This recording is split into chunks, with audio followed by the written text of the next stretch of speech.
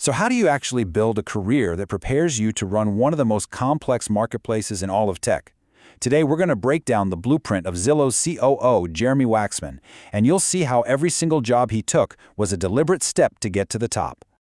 Look, before we get into the leader, you have to understand the business. Zillow isn't just some website with pictures of houses. It's this massive, sprawling platform that mashes together data, crazy complex algorithms like the Zestimate, and real-world logistics, all to tackle the single biggest asset class on the entire planet, real estate.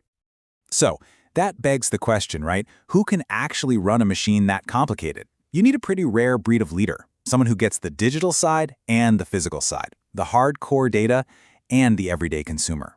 And that leader for Zillow is their COO, Jeremy Waxman. And here's the thing about Waxman's story. It's not some happy accident or a case of being in the right place at the right time. It is a masterclass in strategic career building. Let's dig in and see how he drew up the blueprint. Okay, so let's get into it. His story really kicks off back in the 90s at a company called Trilogy Software. Now, this wasn't just his first job out of school. It was the crucible, the trial by fire that would forge his entire professional DNA. On paper, Trilogy was a B2B software company, but it had this legendary, almost mythic reputation in Silicon Valley. People called it a tech military academy. Why? Because of the insane number of future founders, VCs, and top executives that it just churned out. It was less of a company and more of a leadership factory. So what made this culture so legendary? Well, imagine this. Trilogy would go out and hire the absolute top computer science grads from the best schools and immediately throw them into this intense boot camp. Then, as a 20-something, you'd be handed a multi-million-dollar project. Every single decision you made had to be backed by data, no excuses. And if you were a product manager, like Waxman, you were basically expected to act like a mini CEO of your product. It was an absolute pressure cooker, defined by those notorious 100-hour work weeks. And if you could survive in that environment, heck, if you could thrive in it, it just baked a certain skill set into your core. He learned how to break down incredibly complex systems. We're talking things like configuring cars online for Ford, and to base every single strategic move on cold, hard data. This became the foundation for everything that came next. So he's got this rock-solid B2B foundation. What's the next move? He takes that expertise and makes a huge leap into a totally different universe, the global consumer battleground at Microsoft. And you just can't overstate how massive this shift in scale was. At Trilogy, he was solving incredibly complex problems, but for a few dozen big companies. At Microsoft, he was suddenly dealing with the wants, needs, and whims of hundreds of millions of individual consumers. The entire problem changed. It went from pure system logic to mass market psychology. And it's not like they tucked him away in some quiet corner of the company. Oh no. He was dropped right into the heart of two of the fiercest, most brutal wars in tech history. The console wars with Xbox against Sony and Nintendo, and the mobile platform wars against Apple's iOS and Google's Android. His first huge challenge there was helping to navigate what you could call the great Xbox transition, a moment that would really change the entire gaming industry forever. See, the business was moving away from a model that was all about one-time sales. You buy a console, you buy a physical game disc in a store, and shifting toward a recurring revenue model. We're talking digital downloads, subscriptions, and online services through Xbox Live. Waxman was right there in the trenches, learning how to build and grow that kind of two-sided digital marketplace from the ground up.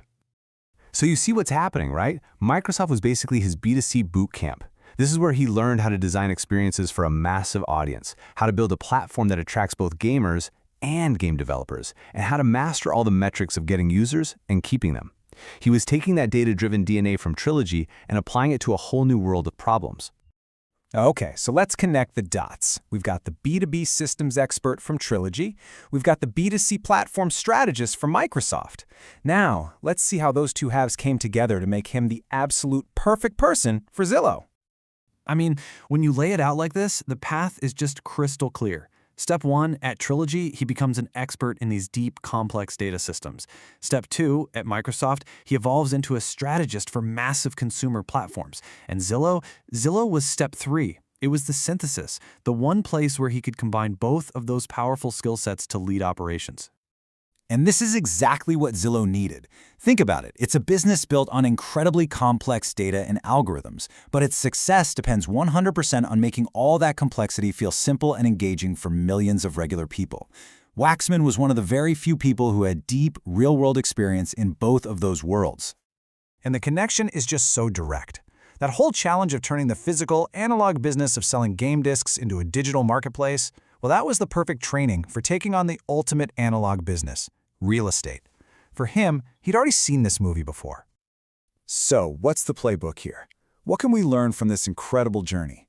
Let's try to distill his whole career down into a few key takeaways. All right, first, find your trilogy. Find that foundational, crucible-like experience early on that just forges your core skills. Second, you have to consciously work to scale those skills. Learn how to go from niche problems to huge mass market challenges. Third, get really good at telling the story of how your past connects to your future. And finally, and this is a big one, understand that true rare expertise often comes from combining skills from what seem like totally different fields. And that brings us to the final and maybe most important question.